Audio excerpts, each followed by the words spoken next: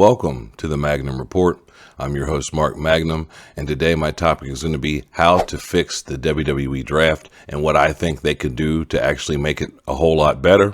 But before I get into that, I would like to say please like, subscribe, share, and also hit that notification icon so you don't miss out on future content. Now into my topic, how they can fix it.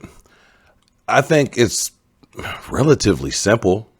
There's a few things they could do just off the top just to help that out, and that would actually be sticking to the brand split and not have this confusion and have some people free agents and, have guys bouncing around kind of still. And it kind of made sense a little bit for Brock Lesnar to be, a free agent because of who he is, and even Omos just because of his sheer size.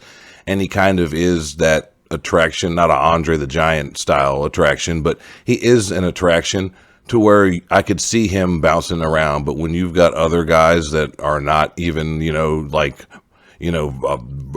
Von Wagner and guys like that are free agents, Cedric Alexander is a free agent. I mean, there's some things that I feel like they could have changed and done differently. And the whole drafting people to brands that they're already on, like Roman Reigns got drafted, number one with, Solo and Paul Heyman. And for me, as I look at it, that's so anticlimactic when you're telling me that a guy that was already on the show is going to stay on the show. It's very counterproductive to me when I look at that and watch that, and you're sitting there and you're getting all kind of amped up because it's draft season. Football draft was going on at the same time. So they were trying to capitalize on that, and I get that. But the draft for decades has been anticlimactic. It's been it's not been very beneficial to the company in my book. I mean, sometimes it is a ratings draw, but to the fan that watches this from week to week, this never really gets me excited because I know it's just going to be people flip-flopping from one show to the next. And how I think they could fix that is, one, lessen how many picks they have and not make it so many people. Two, have it to where you mix in some actual legitimate free agents, new people, new talent to the company, and not Roman Reigns is going to SmackDown even though he's already on SmackDown, or Matt Riddle's staying on Raw even though he's really still on, he's been on Raw. So like those kind of picks, or when you're, drafting whole teams, or you've got Judgment Day on Raw, but Rhea's on SmackDown and she's also the Raw. She's the SmackDown Women's Champion. It's confusing and it's ridiculous.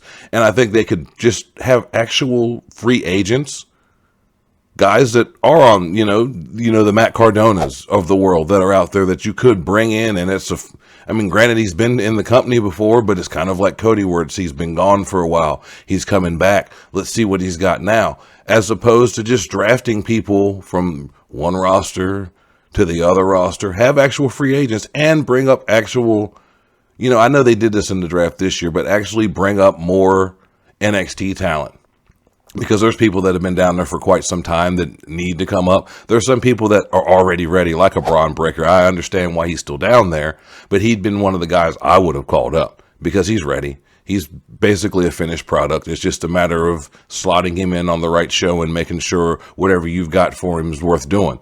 But I think that they could easily make this draft a whole lot more interesting. One, if they stick to the brand split. My God, I can't stand that, because now you've got this world title and you've got SmackDown competitors competing for a title that's supposedly exclusive to Raw.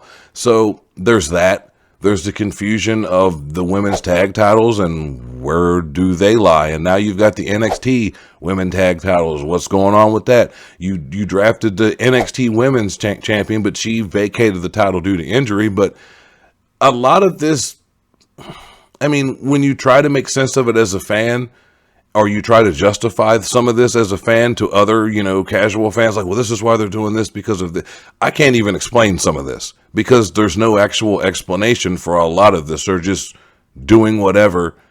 And, to the average fan that doesn't watch this from week to week, this may not matter as much. And it, for the average fan, it probably doesn't. But for people that have watched this for a long time, and as a guy that's done this for a long time and wrestled for 12 years, I take what they do in the aspect of trying to figure out what they're doing or the logic behind it. I take all that seriously. And when I'm looking at it and thinking about, okay, what are they trying to do here? Or what are they trying to do there? And me trying to make sense of it in my mind, like, oh, this is what they're doing. With this, I have no clue what the hell they are doing with this at all. And I get they're trying to, shake things up, make things different. I get all that, but it's not different. These drafts are the same every single year. And it's one of those for me that I don't care if they have a draft. I mean, for the longest, they didn't really even stick to a brand split. Now, all of a sudden, they're doing this draft. They want us to think they're going to stick to a brand split when you've got Roman and Solo going for the tag titles, even though, I mean, a lot of it's just not making sense to me. I don't know what any of you guys think out there. What do you guys think? Comment in the comments on that. But I feel like with a lot of things that are going on in WWE and Vince coming back and just so much uncertainty right now, and then you have this draft, and then you bring in this world title, which everybody online unanimously looks upon as the consolation prize for whoever wins it, which it looks as if right now, as of this recording, Seth Rollins is probably going to be that guy. I guess it could be AJ, but I doubt it. I mean, it would make no sense if it was AJ because he's on SmackDown. So this is just part of my argument. Like, what does all this mean? Is there going to be a brand split? What's going on with Bianca because she's the Raw, women's champion on SmackDown? You've got it's a mess right now.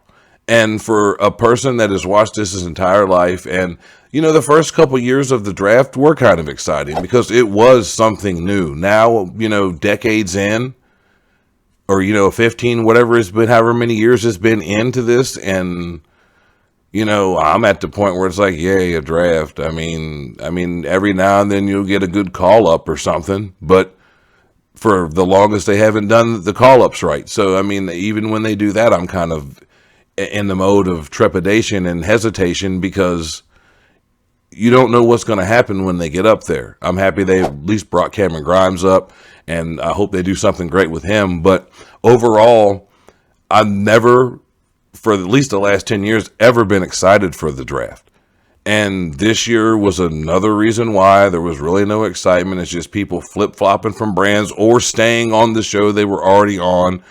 And, I mean, they could have had battle royals to determine who had the first pick, or, I mean, there was times when they at least tried to do stuff like that, and they're not even, they're getting so lazy, they're not even doing that anymore. So it's one of those things for me that it feels like they're just mailing this stuff in, and there's no true thought behind it, or like logic in why is this person a free agent and this person's not? Why is this person drafted by themselves even though they're a part of a group and you could have just drafted the entire group? There's so many logic holes and plot holes in the draft that I just hate. But I think if they would just draft actual free agents, because there's plenty of free agents out there. I mean, some of them may not be as big named, but that's the joy of wrestling. You can build guys into being bigger names than they already are. And just bring up more actual NXT talent and the swapping of people on the brands from one show to the other, or like I said, people staying on the same brand. It's so anticlimactic, and it makes me as a fan not want to, care about the draft like I haven't for the last several years. So that's my thought on all this. But like I said, comment in the comments before I get off here. Make sure you subscribe to my other podcast, the Mark and the Fan Wrestling Podcast, where me and my boy, the Cisco Kid, we talk about all things wrestling from back in the day to present day. Subscribe to that channel. Also, make sure you subscribe to this channel. This has been another episode of the Magnum Report. I'll see you next week. Peace.